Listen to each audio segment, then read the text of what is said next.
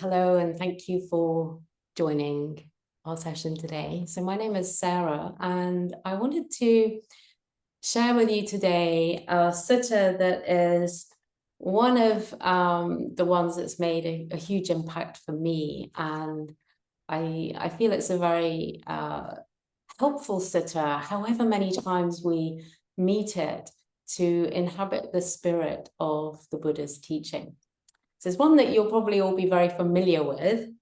It's the Metta Sutta on loving kindness.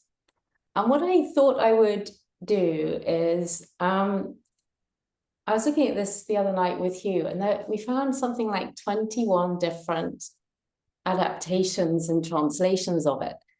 And I wanted to read it in a particular way where I changed the perspective of reading it from a he who is skilled, into a we. This is a hugely relational teaching for all of us to feel uplifted by and to embody and take forward. So I'm going to adapt the language in that way, but maintain, of course, the spirit of what is being described. So here we go. For those of us who are seeking to be skilled in welfare, where we wish to attain that calm state, this is how we can look to guide ourselves to act. To be able, upright, perfectly upright, to be of noble speech, to be gentle and humble, contented, easily supported, with few duties, of light livelihood, with senses calmed, discreet, not impudent, and not greedily attached to families. I think somebody might not have muted, and I can't do it from my screen. I can hear some rustles. If you could all have a look and see who might not be muted, because the recording will pick up the sound. So we should not pursue the slightest thing for which others might censure us, other wise people might censure us. May we all be happy. May we all be secure. May our hearts be wholesome. Whatever living beings there may be, feeble, strong, tall, stout, or medium, short, small, or large, without exception, seen, unseen, those dwelling far away or near, those born or to be born, may all beings be happy. Let none of us deceive another, nor despise any person whatsoever in any place. Let us not wish harm to another out of anger or ill will. Just as a mother would protect her only child at the risk of her own life, even so, let us all cultivate a boundless heart towards all beings. Let our thoughts of boundless love pervade the whole world, above, below, and across without any obstruction, without any hatred, without any enmity.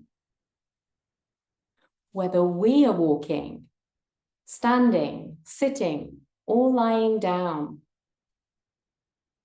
as long as we are awake, we should be developing this mindfulness. This, they say, is the noblest living here. Not falling into wrong views, being virtuous, endowed with insight, discarding attachment to sense desires. Never again may we be reborn.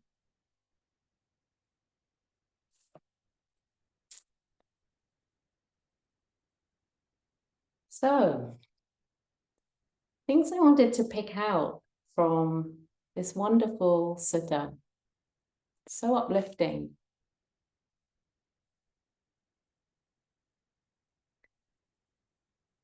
One is about nature. There's guidance in here about tendencies that we will all feel a familiarity with, and we can pick out some of those in a moment. Nature and our tendencies. Then there's the wholesome relating. It's how we're going to guide ourselves in a way that's going to be fruitful, non-harming. The little byline underneath the title of the sutta is in praise of love and goodwill towards all beings. So there's guidance here about relationships, how we relate to ourselves, how we relate to all beings. And then we have a passage here. And this is where, when I was first talking to May about doing this talk, and about bringing the female experience into perspective in the Buddha's teaching. And we have a passage here that's talking about a mother's protection for her child and the cultivation of a boundless heart. And this, for me, gets to a very, very important aspect of the teaching. And it's really putting at the heart of our learning the female experience about how to flow with life. And the Buddha picks here that expression in our human experience as a conduit to the universal. So we'll pick up with that too. So I just want to go back over the passage now and see what we can learn from it. Looking at nature and our tendencies, wholesome relating, and the power of the female experience to show us the possibility of transformation. So what do we have to begin with? Well, talking about how we might go about that calm state. How do we need to act? Well, the answer is be able. So make an effort. Be upright. How often do our mental states impact our physicality so that we feel diminished or crushed, or we're too pumped up? Make an effort to see and be able and upright. Noble speech. Look at how we are engaging with others. What are the patterns of communication that come through? Gentle and humble. So there's another sutta that I have been spending a lot of time with recently that I think also gives us some help here as to how we might learn to relate to ourselves in a way that's going to guide us in the direction of the Metta Sutta. So the gentle and humble, we have in paragraph 6 of the qualities of a Muni, a person who is gentle and alert. So being alert is going to help us be gentle. These are two qualities that we need to be cultivating, because if we don't see, we're not going to have an opportunity to retain that softness when things get tricky and challenging. And humility, well, there's quite a lot in the Muni Sutta around measurement. And it describes in a couple of places how a wise person makes No comparisons, superior, inferior, or equal. And in this context, arrogance is impossible. So when we see the description in the Metta Sutta, be gentle and humble, it's an invitation to be alert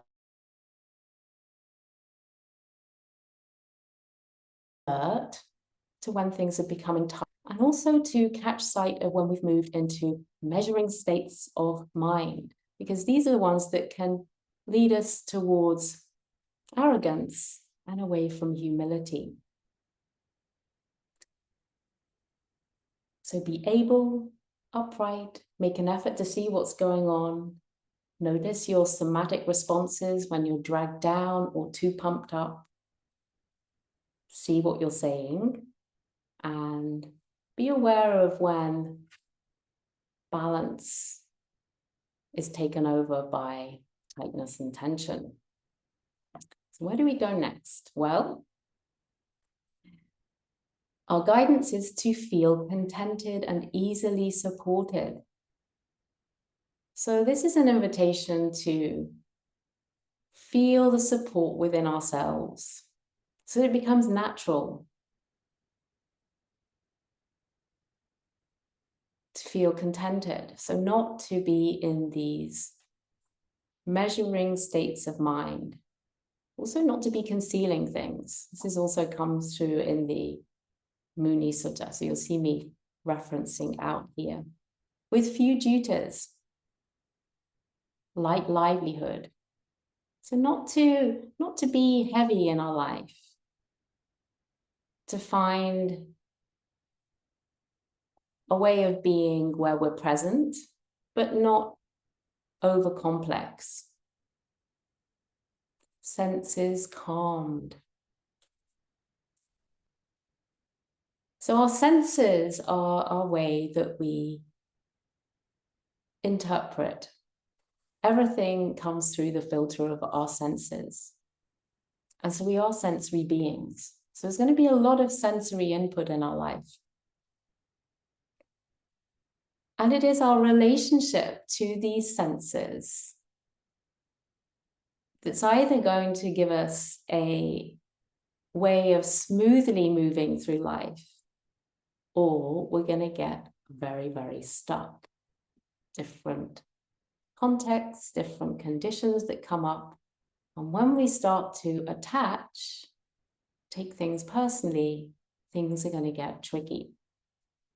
So we need to have an awareness of how our senses are getting involved and how we're relating to what's going on. Discreet.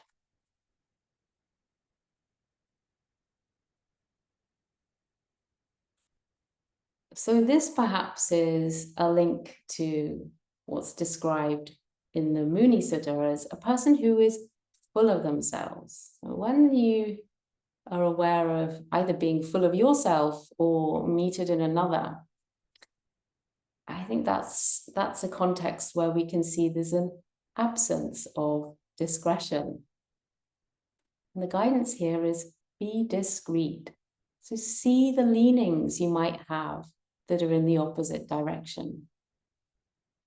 Not impudent. Well, I already mentioned the arrogance that's drawn through in the Muni Sutta. This is the measuring mind that leads us in that direction. Not greedily attached to families. So we all come from a family. We may all have created a family. So what does it mean not to be greedily attached? Because this is a whole sutta that's about loving kindness in praise of love and goodwill towards all beings. So there's a difference here. It's not we're supposed to be going through our life not loving, not taking care of our families. But it is an invitation to see where we are greedily attached. And so what's the difference? Well, when we're greedily attached, we're relating in a way that it's all about me. I'm the center of my universe. And this is my partner who is there for me.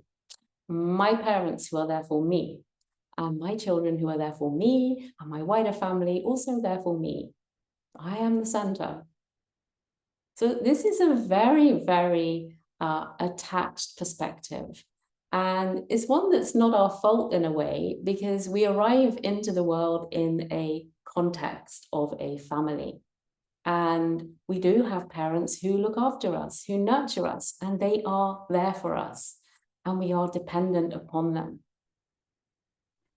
This is a teaching that is about growing up, and it's about being self-sustaining and self-supporting and turning things around so that our attachment that we've grown up with can begin to ease out. The ways in which we are seeking dependency on others can be replaced with an independent, self-supporting state.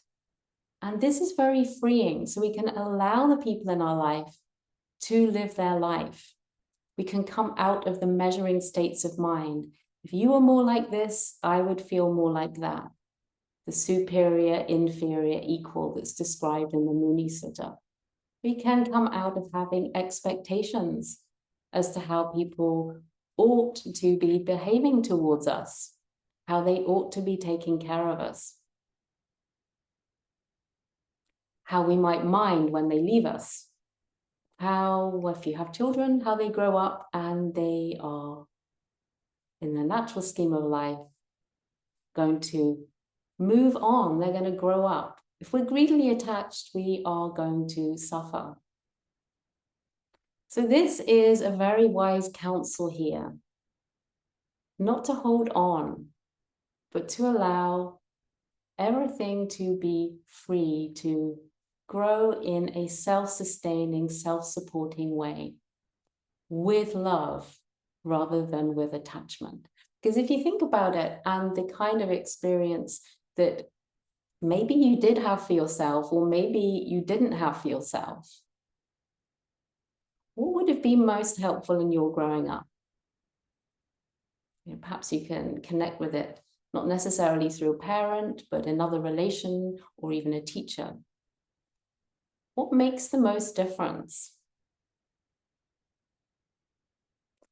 And it's not someone being attached and holding on to you. It's being in a context where you're allowed to land and feed yourself and to be encouraged and nurtured to find your direction that isn't necessarily the same as the person you're sharing with at that time. It's an invitation to be yourself and to tune in to what's wholesome for you. And that is not a gift that comes from being so entangled and attached with another person. It's a process of stepping out of the way.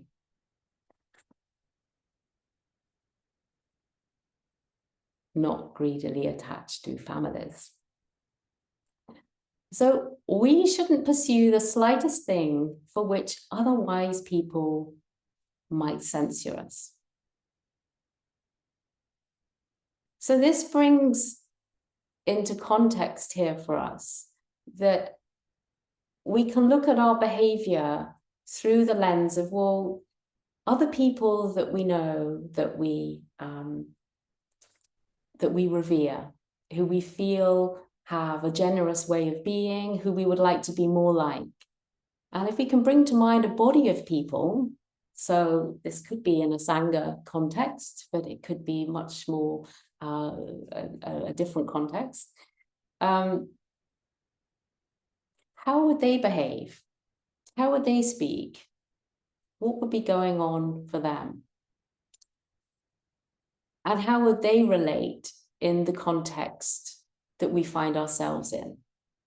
And this is, if you like, a relational bridge for us to discriminate where we are at any particular time. So it just helps us go, oh, yes, these thoughts aren't very wholesome. This speech isn't really where it could be. And this behavior has moved in a direction that's harming. So it's a relational bridge for us. How would others who are wise, who we would revere, feel about the way we're behaving? And then there's a wish for us all. May we all be happy and secure. May our hearts be wholesome. Because when we're happy and secure, things are in balance. We're in a natural flow of life. We're not acting from places of contraction and tightness. We're behaving from an environment of expansiveness and openness.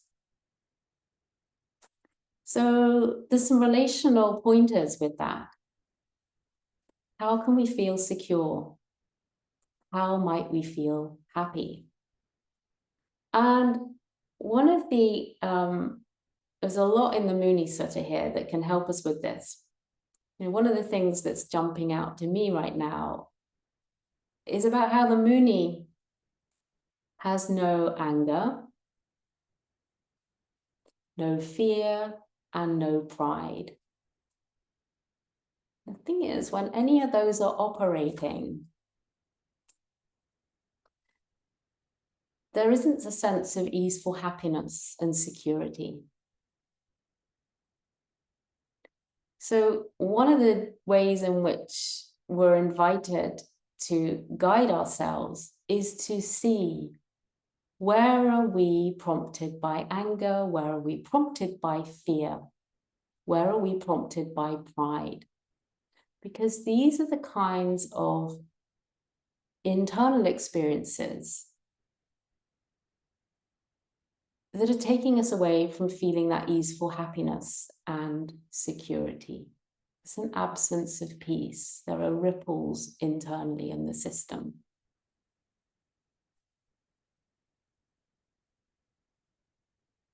We carry on. Whatever living beings there are. So this is a wonderful passage for inclusivity.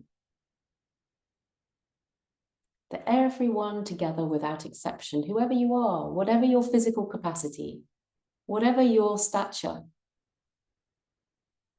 whether you're visible, whether you're invisible, wherever you are, if you're near at hand or very far away, whether you're even alive or not alive, may everyone be happy. It's a wonderful recognition that all of us have a human life in common.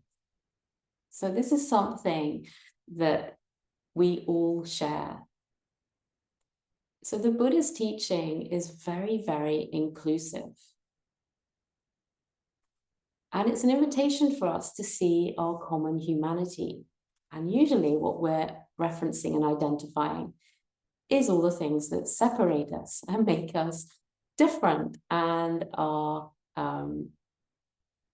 leading us into states of mind that create difference. And that's why there's a lot of emphasis in the Muni Sutta about measuring states of mind.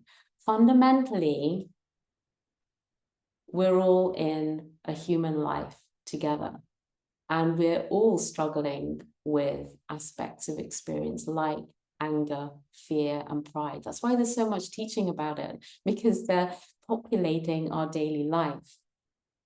So here's another one that we'll meet. Let none deceive another. So may we not deceive anyone.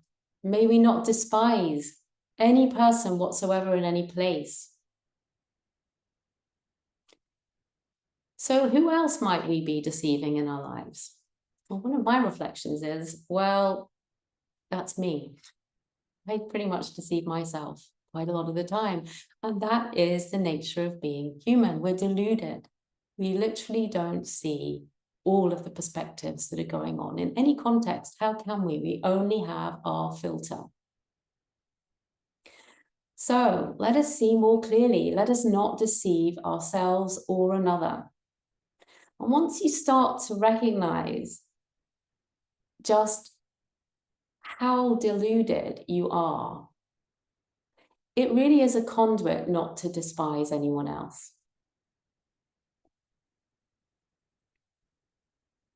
And let us not wish harm to another out of anger or ill will. So here are the tendencies coming up again that I mentioned at the beginning, our tendencies and our capacity to relate. Let us not wish harm to another out of anger or ill will. So this suggests a lot of our relating does come from anger and ill will. And there's quite a bit said about this again in the Muni Sutta. So in paragraph 5, it describes the Muni as someone without disdain or insult for anyone. So we can tend to think of anger as either very explosive, or it can be that simmering underneath resentment that isn't so outwardly expressed very obviously, but actually is underneath, fueling lots of thoughts and lots of potentially speech, or maybe not speech, but action. So our guidance is, let us not wish harm to another out of anger or ill will. And here it is, be without disdain or insult for anyone. So we really are going to have to be gentle and alert, because the Buddha understands what we're dealing with here. These are our tendencies, and this is why it is effort.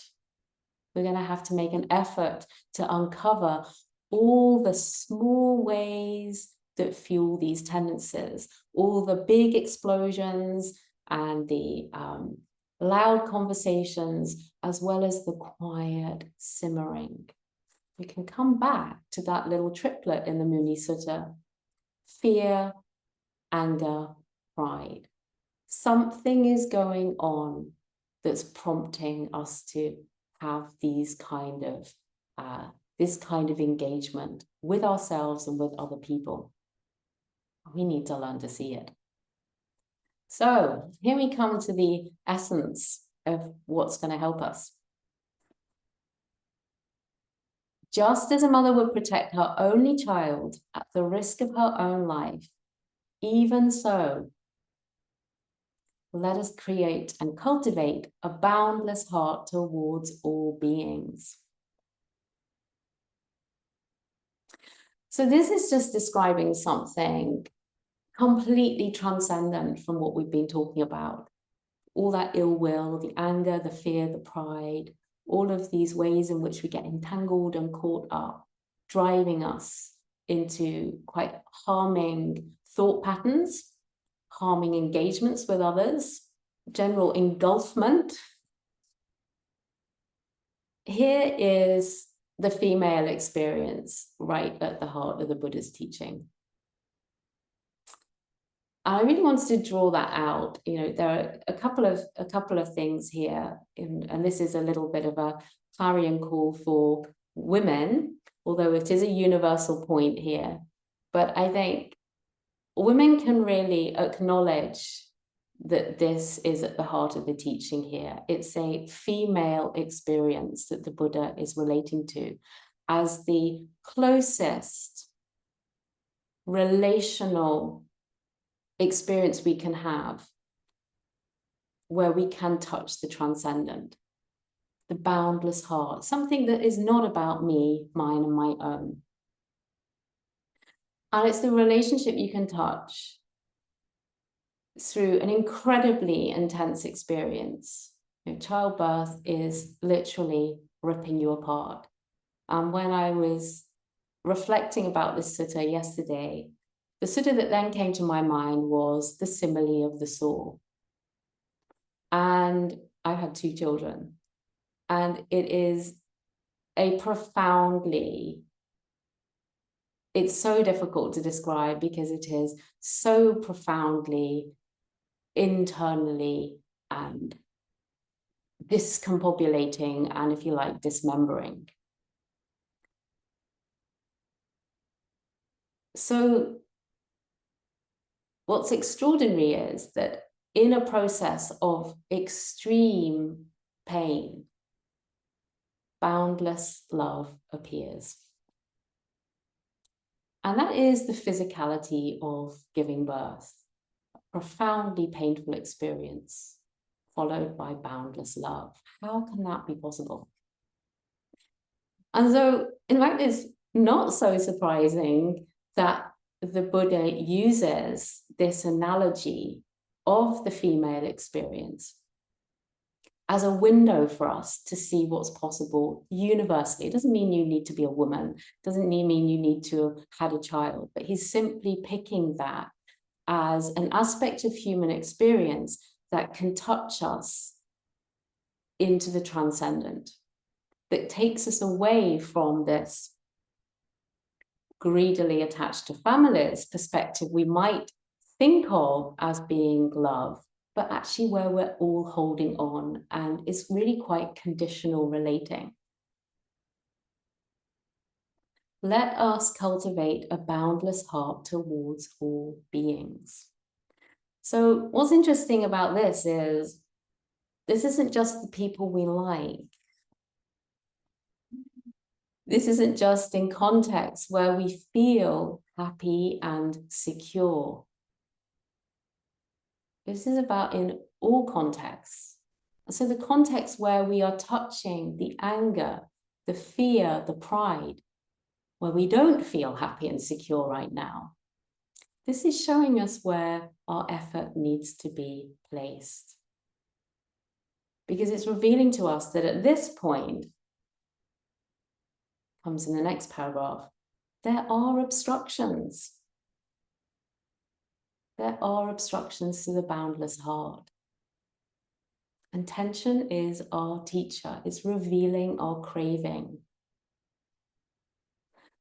So here is this intention and wish for us. Let our thoughts of boundless love pervade the whole world, above, below, and across, without any obstruction, without any hatred, and without any enmity. So here we're coming right back to the deepest, most innermost relationship that we can have. And it's the one with ourselves, where we can start to see the inception of movement into everything. What is prompting and fueling and driving my choices? What's behind my thoughts? What's driving my speech? Where is my action coming from?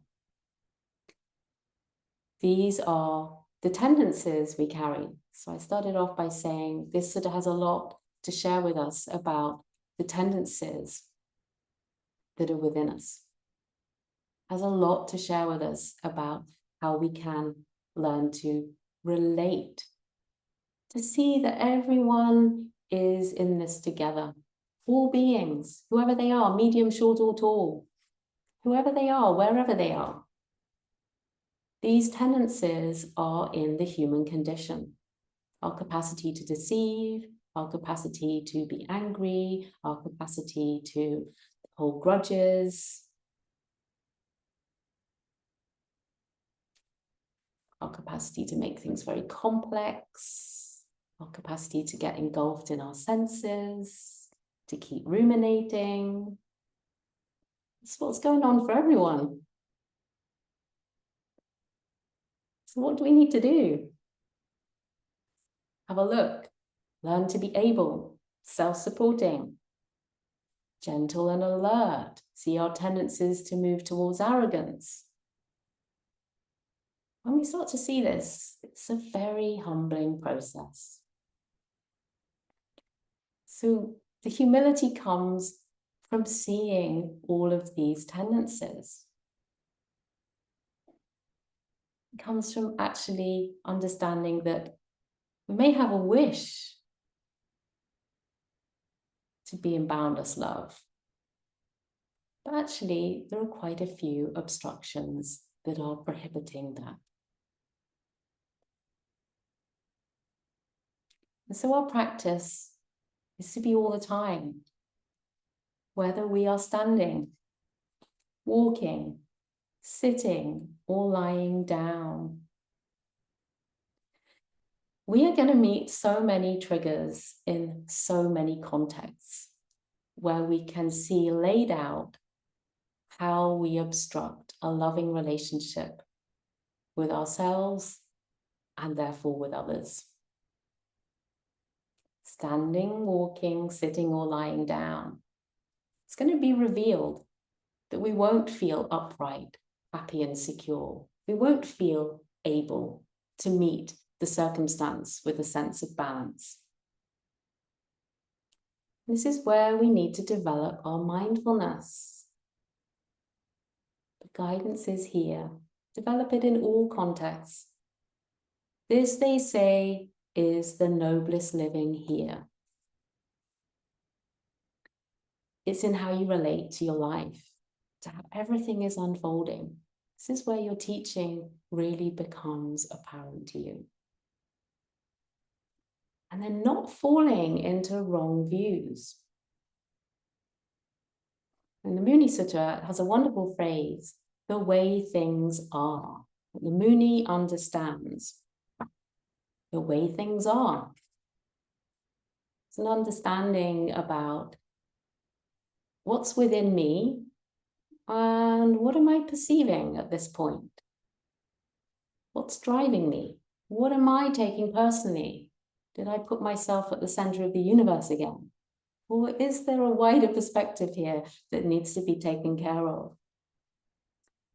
Being virtuous and endowed with insight. So this is a clarity of seeing more than just the small perspective of how I'm relating to anything. Discarding attachment to sense desires. So just not falling into the seduction that the sensory landscape that you're inhabiting is the only reality. This is a big work. We're super attached to our senses. And the thing is, they're not foolproof in the sense of giving you the whole picture. You know, we can have developed very, very strong attachment to sensation that drives anger because we feel incredibly fearful. But until we have the relationship to the fear that's sitting with the sensation that's driving the anger, we're going to stay really attached to it. Not because we like being angry, but we don't know anything different. So we need to cultivate a way of being that is gentle and alert. So you've got this twin-fold approach. The gentleness is the route into the boundless love that's described in the sutta here. And the alertness is your mindfulness. We keep following in that direction.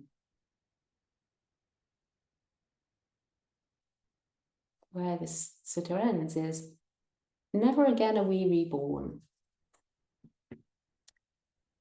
And all I wanted to say about that is you can start to feel that in this life, that when you really are gentle and alert, when you allow yourself to come out of concealment and you really see some of these deep, dark patterns that are fueling how you're relating to yourself, how harming you are.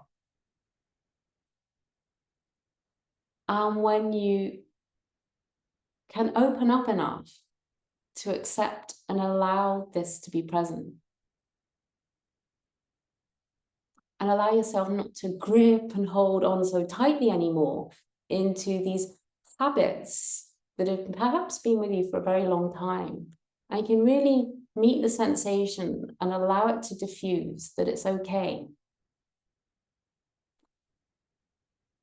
These movements don't sustain.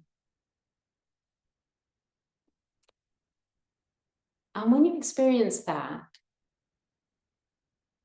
there are many, many examples of where you will find you are not reborn. You're not going to be reborn into your anger. You're not going to be reborn into your pride. You're not going to be reborn into your fear. And to begin with, these might be not fully kind of, there may be ripples, if you like, or there may be beginnings of things birthing. In time, you might notice, or someone else might notice, oh, interesting. You didn't react like that. Or you notice as a reflection, well, nothing happened. And then you will have the fruits of the effort that you've made to see yourself more clearly. And to recognize that every time you've been meeting difficulty in your life in a way that's gentle and alert, where you've been courageous to meet the fear you're carrying, the holding you're carrying, the tension you're carrying, and not to bypass it, to push it down, to ignore it or avoid it, where it's allowed to be seen and felt, to be met, and then not held on to. You're going to start to be in that relationship described here, the one of cultivating a boundless heart. And you're going to cultivate it for yourself. And so the inclusivity that's described, whatever living beings there may be, feeble or strong, tall, stout or medium, short, small or large, without exception, that means us too. We're included in that. So we can meet ourselves with a boundless heart, and we can find in that relating with ourselves the potential of this teaching. So we can meet our tendencies, all of the difficult tendencies, ill will, anger, hatred, enmity, pride, fear, all of them. It's okay. They can be revealed. They need to be revealed. Doesn't mean we're bad that they're there. We just need to see them. And then we need to relate to them. Here's the potential of the teaching, the wholesome relating. Let them be seen. Let them be felt. Have a kind and boundless relationship.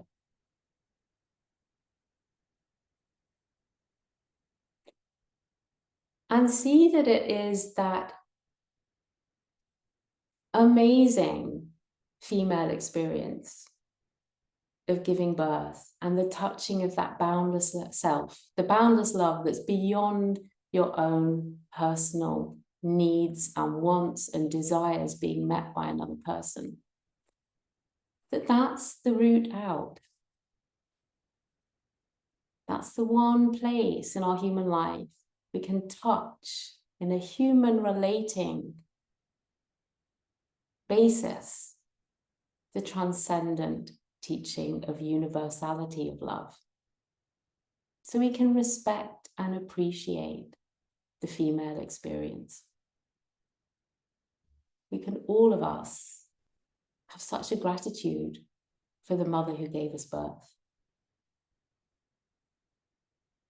The pain she went through. And the touching of what's described in this teaching that we can all take forward now for ourselves. Cultivation, boundless heart, within, without, above, below, outwards, in all directions, to all beings.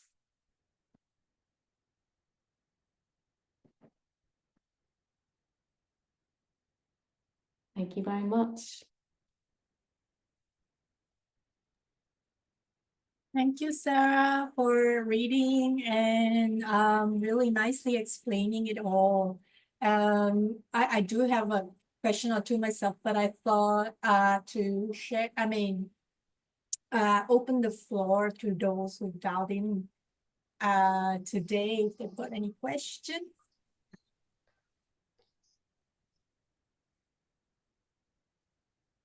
Sure, does anyone have anything they would like to ask or mention?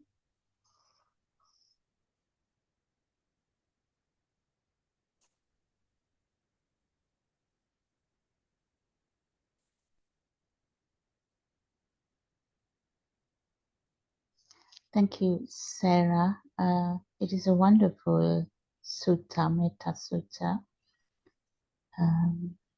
To me, to Trimsiksa completely embraces the Metta Sutta, and Trimsiksa helps me to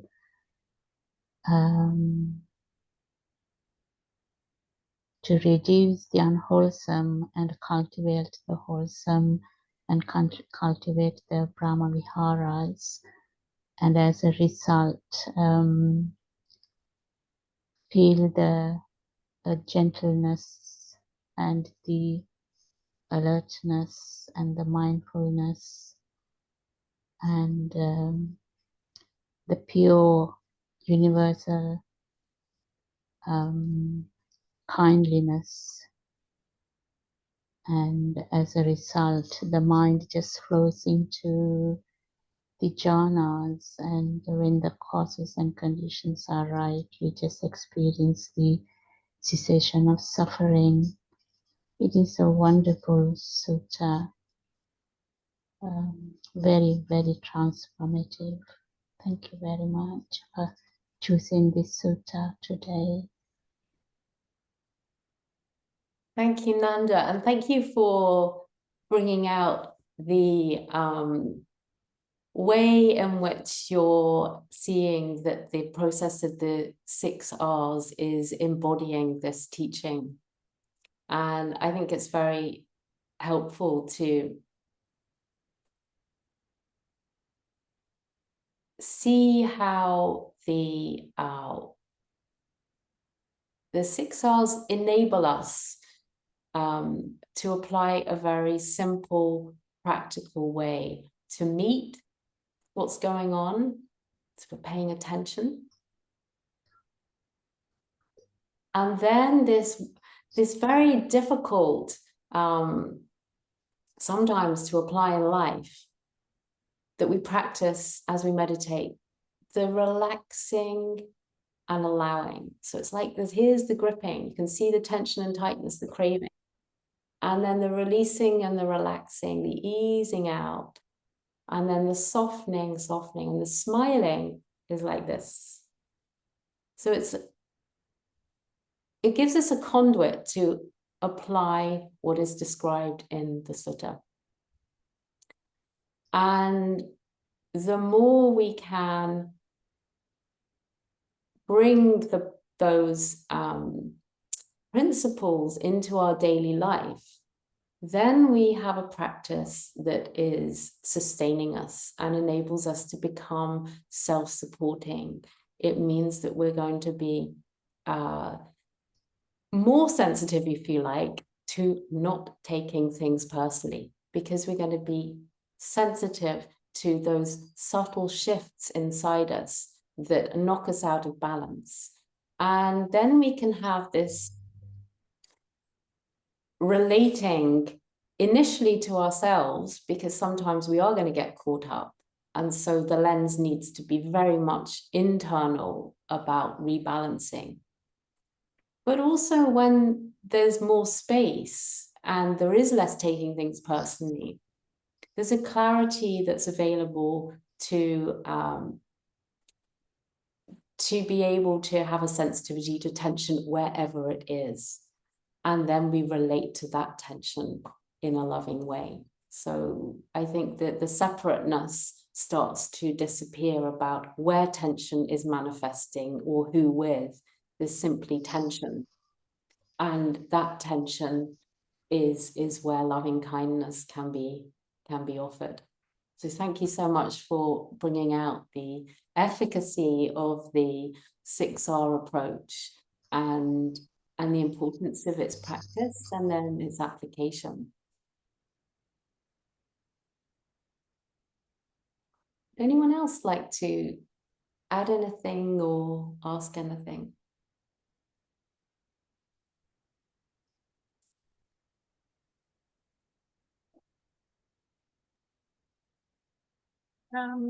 Sarah, if I may jump in, I have a couple of questions. So when we practice boundless love or not despising another being, etc., how can we ensure balance and growth in our practice or in this practice so as so as to avoid being a doormat in any relationship. So when we are being gentle, kind, humble, etc., if we're not balanced, sometimes there is like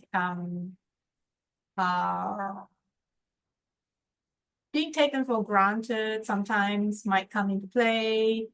Being seen as easy in inverted commas, and then that might lead, if we're not careful, being treated like a doormat in any relation, not just in let's say partner related relationship. It could be a work relationship, could be a friendship, etc. And when I think about this, I also think about, how some people, parents, they talk about the need for tough love. Even some people believe that parenthood bringing up a child will only be successful if tough love is involved. So in your perspective, how would that relate here? The super good question, and I think it's one that we can get very confused about in our life, and there's there can be a tendency to sometimes to keep being generous in a way that is in fact is personal to us. And I think what's interesting when you look at imbalance generally is you can start to see the connection points in relationships between the imbalance within you and the meeting point in another. And that interface is a growth area for both people. And what can be the inner growth in the context you've described. So say, for example, there's a tendency to please or to give, and to keep moving with those movements, but then there might be a feeling of a taken for granted, or some kind of exploitation, that there isn't a recognition of all the movements of generous, or the serving, or the pleasing. There's something we're not seeing. And that is that we can have a very comfortable behavioral pattern, which may be formed from a fear basis, in terms of how would the other person be with us if we were saying no. So we need to have an internal development where we can meet our own discomfort, because there can be times when we are not very good at putting our own needs in the mix. And there can be contexts where other people are very adept at putting their own needs in the mix 100% of the time, or even more than 100% of the time. So you need your awareness to see where you fall into your own patterns. And I think what's helpful is to try and come up and out. And what's the least harming for all? Because sometimes, and I'm talking a little bit, I've got different contexts and memory in my own life. And I can see within myself times when I didn't speak up and then I became conditioned by not speaking up for myself because somebody else would take all of the airtime. So the movement then that's required in me is to speak up and feel the fear of what might come to me, because I've been invited to stay small and please another person. So there's an internal meeting that's required here. And sometimes I think a movement that is unfamiliar to be more expressive. And this, if it's like that, the person on the receiving end is being invited to meet themselves in a different way, rather than be so outward. They're being invited to listen and perhaps offer support, or it's a different movement that's invited within them. None of that means that you might end up feeling someone else is grateful now, or has seen you, or noticed you, or is appreciative, or any of that. But the Buddha's teaching is very clear. It's not about fixing anyone else. It's not about setting the conditions up so we get something back. It's much more about owning where we are for ourselves. So we need to look at the values that we're leading from. What can I offer? What is helpful to offer? And sometimes what we are offering is because it makes us feel good that we're offering. And sometimes it might be, so this is the tough love you're describing. I think when it's done skillfully, it might be, actually, I can offer this. I like offering this. That's not what the other person needs here, because they're leaning and I need to give them space to stand alone. But the other person doesn't necessarily thank you for that. They may fight you because they want you to be doing what is their work. So it's very, very, it's a very, very interesting interface you've described. And I think it's one that is messy and clunky for us. And, but it is one that is so full of rich learning. So anywhere, any relationship, and like you said, it could be a partner one, it could be a parental one, it could be a work one. Anywhere where you find there's this kind of imbalance and you feel put upon, not seen, not taken for granted, what is the movement within you? Where are you holding on? And how can you re-inhabit your value system in the way you're behaving and speaking and relating? And are there new movements that might be possible when you see your internal holding patterns more clearly? Because the love has to come here first for the new movement to be expressed outwardly. And I think there's a huge potential for change with this. So don't worry about the relationships and patterns of behavior that you feel are out of balance. They can be part of your reflection and part of your context. They are your context to bring your spiritual life into the everyday.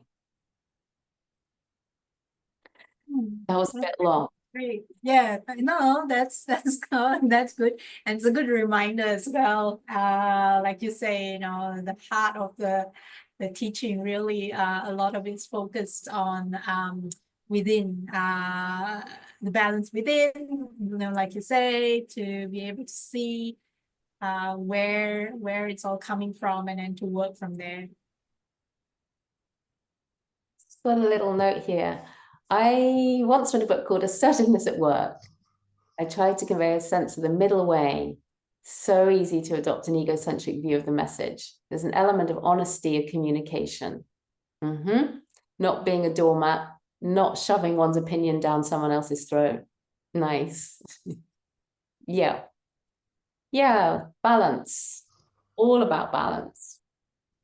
And learning to be sensitive around your own view and other people's views, and having space to listen, and seeing where the tension is driving communication. And at the end of the day, there is only yourself that you can look after completely. And then you have, when you are in a context where you're transparent and you're not taking things personally and you're not gripped and tied and tense, there's a much broader perspective to see around your wider relationships. And I do really feel what you're describing here is a huge, it is our only environment for healing, in fact. And you will see how you are progressing in terms of how you feel in your relationships. They're going to flag up for you where you're not at ease. And we can either get more disappointed about that and more tense and tight, or we can use this as an engine for change. It's all helpful. So even the most tricky relationships, they're the ones that have the most to teach us about the boundless heart and where it's obstructed. And our healing appears when we can inhabit the same space, the same conversation with the people we found most confronting in our life. And it's not generating in the way that it used to. And in fact, love is flowing. And I think that's a very wonderful experience to have in your life. And you will not be greedily attached to your families as that unfolds. As Sister Kima said, let's have a look. Act rather than react. Very true. Yeah, thank you for that. Yes, what I do is when I'm interacting with people, I try to consciously relax my body.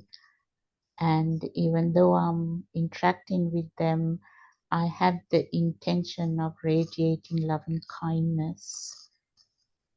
And also, what I'm realizing is daily experiencing meditation and experiencing the jhanas, it really helps. It makes the mind very, what's the word, balanced. I'm not saying I'm able to solve problems. As you said, it's really how I respond to the situation. It's everything to do with me. It is not a selfish thing. Well, it works for me. How I feel and how I respond, how I see the situation. Simply relaxing and radiating loving kindness has a profound effect on me. I'm hoping it'll have an effect on everybody around me as well. Nanda, that's a lovely description. Thank you for that. It's prompted me to share with you something that I was part of very recently, and I think it describes something of what we're discussing here. And it's actually I was with my daughter and a family member, and there were a group of us. And the family member had forgotten it was going to be her birthday. And so she was quite, sort of distressed in the sense of, oh, I've forgotten your birthday. And I think she felt some sort of shame and embarrassment about it. And my daughter had been in the process of saying goodbye and had given her a hug goodbye. And then this came up. And I just found my daughter's response quite remarkable. And I thought, well, because what she did was she stood there and she beamed her beautiful smile and said, "Let me give you another hug." This is someone it's an elder in the family. And at that point, what I saw laid out was, she didn't take it personally that she'd been forgotten. She remained completely balanced And then what there was a movement outward. Let me give you another hug. None of that was about her. My birthday, I'm not important, you didn't value me, how could you forget, I feel unloved. Simply didn't exist. There was no birth of a movement like that. So from the place of balance and lightness came a movement into inclusivity, and the love will radiate out. And I watched this and I want to be like that. Because it will be very easy to have the movement, I was forgotten and I was unloved. And that's the personalization that is reductive and that's a contraction in the heart. So what you can see is just a very simple moment in life. Here's the self-sustaining, able and upright, balanced. And just like you're saying, Nanda, then there's an availability for radiating. And that's the direction that we're learning to take ourselves in. And there'll be many, many opportunities given to us where, dependent on our past conditioning, like Pai was saying that Sister Kima always used to say, that we would be reactive. And the invitation is for us not to be reactive, but to act. And my daughter acted. And this is what this sutta is all about. It's come into a place of listening, be gentle, be alert, and as much as you can, look after the inner movements that are going to make you small, and lead yourself forward with a radiating of loving kindness. And be hopeful, because there are so many opportunities for us to practice this. And this is when the meditation is going to become completely alive and thread through your life in so many different ways, and into all relationships and everyone you meet. And sometimes it will go wrong. And that's okay. Because if we don't see it going wrong, that's when we're developing more patterns into the harming and the unwholesome. But where we do see it play out, then there's an opportunity to grow in this cultivation of a boundless heart.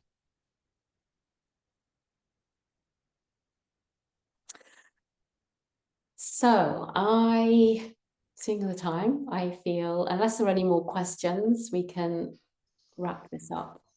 Anything anyone else wants to add?